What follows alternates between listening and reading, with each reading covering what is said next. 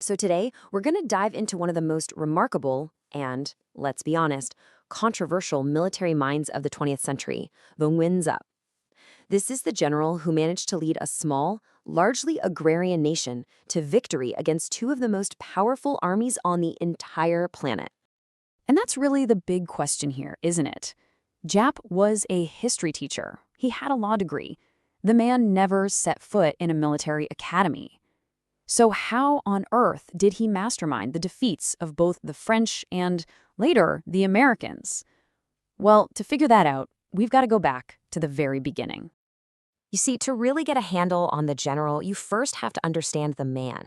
His entire military philosophy wasn't born in a classroom. It was forged by a lifetime of intense personal loss and a deep, burning revolutionary spirit under French colonial rule. For Giap, this fight was deeply, deeply personal.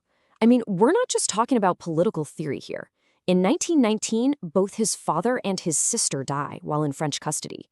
Then, as a young man, he's thrown in prison just for protesting. Later, after he's forced to flee into exile, he gets the news that the French have beaten his wife to death and executed her sister. This string of tragedies, it didn't just motivate him. It created this absolutely relentless determination to win, no matter what it took. So, okay, you're facing down a technologically superior enemy. How does a history teacher fight back? Well, he doesn't play their game. He creates an entirely new one. And this is where he developed his revolutionary idea of a people's war. Giap knew, he just knew, he couldn't win a conventional head-to-head fight.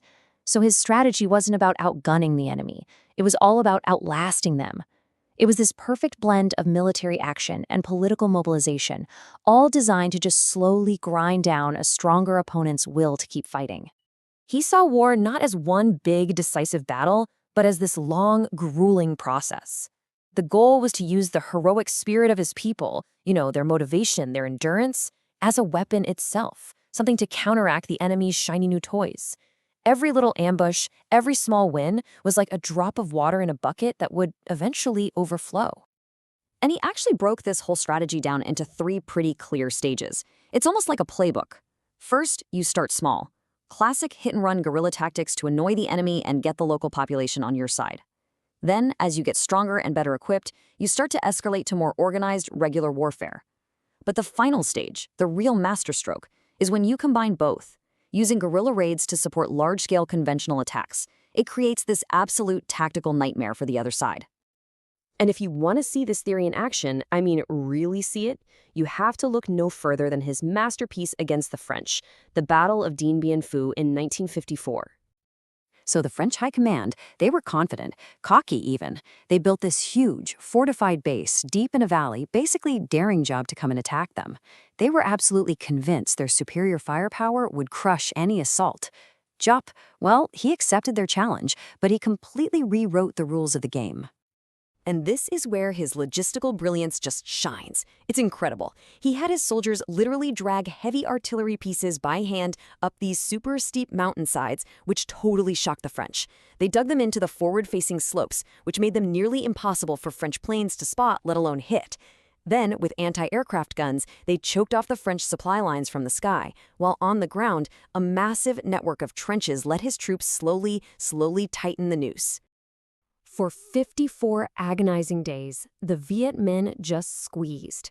That trap the French had set, it had just become their tomb. The result was a complete and utter catastrophe for France. Over 11,000 soldiers were taken prisoner. This battle didn't just end a siege, it effectively ended the First Indochina War and French colonial rule in Southeast Asia for good. It was a victory that sent shockwaves around the entire world. But here's the thing. Giap's greatest challenge was still to come. Just a decade later, he would take these same core principles and apply them against the most powerful military force the world had ever seen, the United States. You see, this new conflict was basically defined by a fundamental misunderstanding of what victory even meant. As the U.S. Secretary of State Henry Kissinger pointed out later, the U.S. was fighting a war of physical attrition, trying to kill enemy soldiers faster than they could be replaced. But Giap? He was fighting a war of psychological exhaustion. His real target wasn't the American army in Vietnam, but the American will to fight back home. Now, from the American perspective, Giap's tactics were just horrifyingly costly. General Westmoreland, the U.S. commander, he pointed to North Vietnam's absolutely staggering casualty numbers. Some estimates say over 500,000 soldiers by 1969, as proof that Giap wasn't a genius. He was a butcher, willing to sacrifice his men in a way no Western commander ever could. But Giap saw it completely differently. He spelt out his math very clearly. We were not strong enough to drive out 500,000 American troops. Our intention was to break the will of the American government. For him, human lives were a resource to be spent to achieve that one political goal. In his mind, it was human will, not weapons, that was the ultimate deciding factor in war. And that really brings us to his legacy, which is as brilliant as it is complicated. He achieved his goals, no doubt about it, but the human cost was just so immense that it raises these really profound questions about his methods. He passed away in 2013 at the incredible age of 102, and to this day, he remains a national hero in Vietnam. His whole strategy of people's war became a blueprint for anti-colonial movements all over the world, and yet the debate rages on.